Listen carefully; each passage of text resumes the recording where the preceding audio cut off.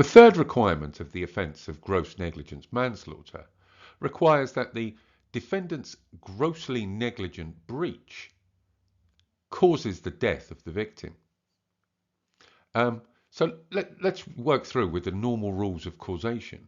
Factual causation asks, would the death of Mrs. T have happened if the defendant, Jemima, hadn't breached her duty towards the victim?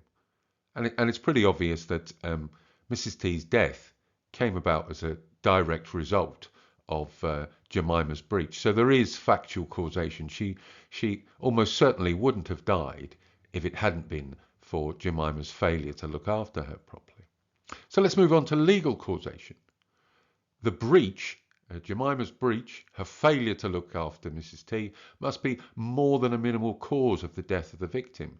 Now, Jemima might attempt to say that the death came about perhaps through the fact that Mrs. T was frail and ill and close to death anyway, but the thin skull rule quite clearly says that we must take the victim as we find them. So even in terms of legal causation, it looks as if Jemima's failures, her breach in other words, were more than a minimal cause of the death of Mrs. T. The last one, of course, is we look to see if there's been a possible break in the chain. There doesn't seem to be any break in the chain by the actions of the victim.